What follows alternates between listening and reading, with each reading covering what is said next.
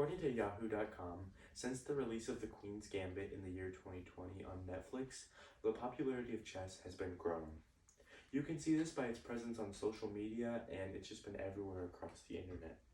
This fad of chess has even been spread to our high school, where for the first year, we have started a chess club. If you go to the high school and you ask anybody who this person is, most of them will know that is Magnus Carlsen, last year's chess national world champion and a grandmaster of chess. As the chess club president, I have spent a lot of time playing and studying chess, and I believe that it's important that many people know how to play chess because of how universal the game is. Chess is a game that requires skill to master. I am here today to discuss with you, my friends and family, about chess. We will go over 3 things today.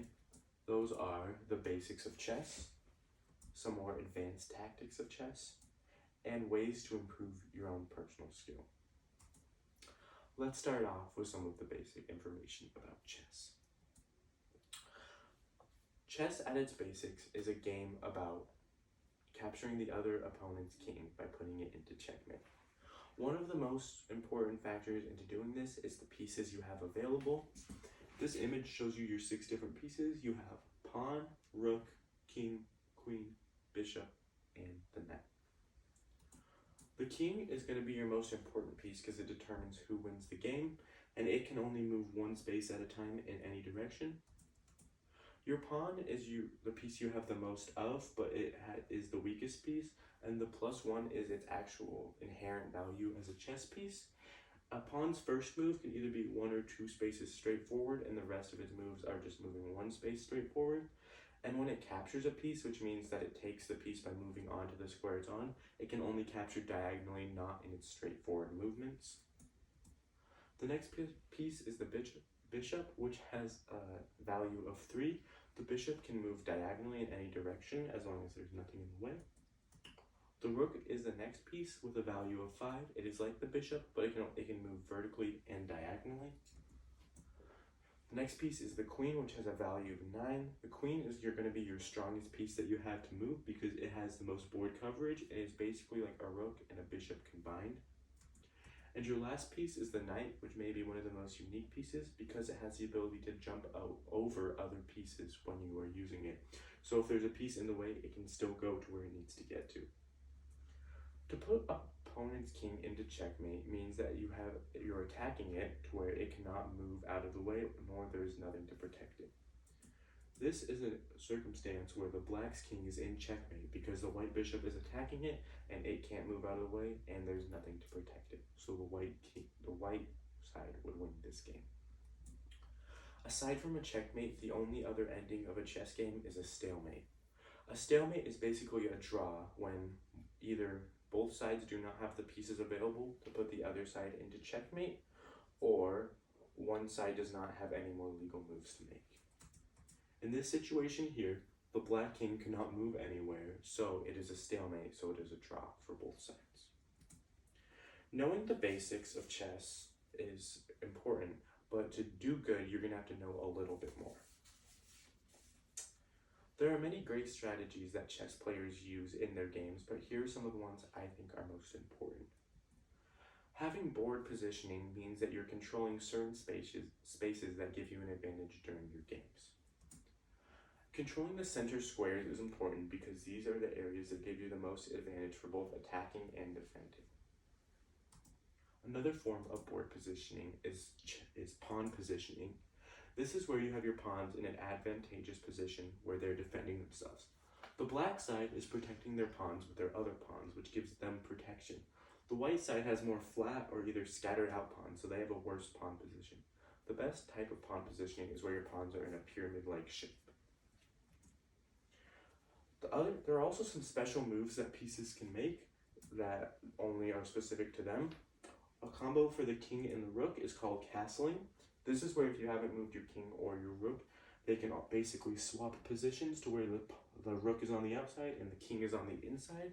This allows for your king to be in a more protected position behind the pawns and the rook to be out more so it can easily get to where it needs to be to attack the other side. The pawn also has its own 2 special moves. The first of this is promoting, If you get a pawn all the way across the board, you can promote it to one of the other 4 pieces, which is usually a queen. This just allows it to become a more powerful piece and use it to your advantage. The other pawn special move is en passant. This is where if the other side moves their pawn 2 spaces on its first move, and your pawn's on the same rank as it, which a rank is a row, you can move it to the space behind that pawn and capture it. This is the only time in chess where you capture a piece without going to the space that it is directly on. There are even some special strategies that happen just by the piece's normal moving. One you can see normally is a fork. A fork is when a knight is attacking multiple pieces at once and you have to move one of them out of the way. The king is being attacked by the knight, so all the other pieces, which are the bishop, that queen, the pawn, and the rook, are all being attacked by the knight still. So the king has to be moved so the black knight can easily take one of the more valued pieces. A skewer is when a higher valued piece is in front of a lower value piece. The black side would want to keep their higher value piece, which is their king, so they're going to have to move it out of the way, and the slightly lower value queen is going to be taken. The opposite of a skewer would be a pin, to where a lower value piece is in the way of a higher value piece. This locks it into position, so the black side would not want to move their rook, because otherwise their black queen could be taken easily. Knowing all of these skills is good, but you're going to have to do a little bit more to get better at chess. What you're going to have to do is figure out ways to improve your own skills to become a true chess master.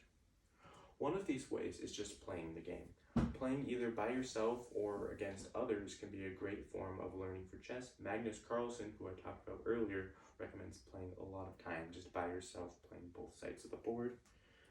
Another strategy is watching videos of other people play the game. This allows you to study their other strategies and how they're going to play the game. And the final is using coaching or chess lessons. These just teach you what you're doing wrong and what you're doing right in your own personal chess skills. Chess.com is a great resource because it allows you a game review and it shows you what your best and worst moves are during a chess game. With enough practice and time playing the game, you could eventually become a great chess player.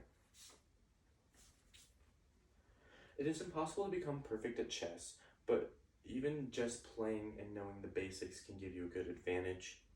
Beginning to learn some of these better, more advanced tactics and when to use them can give you an advantage on your opponent and stop you from making mistakes. And playing is the best way to improve your skills perfectly. With enough time and practice, you may become a chess grandmaster one day. Any questions? How long does a typical game of chess take to play? Every chess game has its own length of time. Some can last only 5 moves, some could last for probably 2 hours if people spend too long doing their moves. So that's why in professional level games they have timers that give them a certain amount of time they have to finish the game. Yeah, I was wondering, why is it on that point system for the pieces that the rook is more valuable than the bishop? So what you are given 2 bishops in your game, and each bishop is stuck on its one color because it can only move diagonally. So your dark bishop is always going to be on dark squares and your light bishop will always be on light squares. Where the rook can go onto any spot on the board, it is not restricted to one color, so it has more usefulness.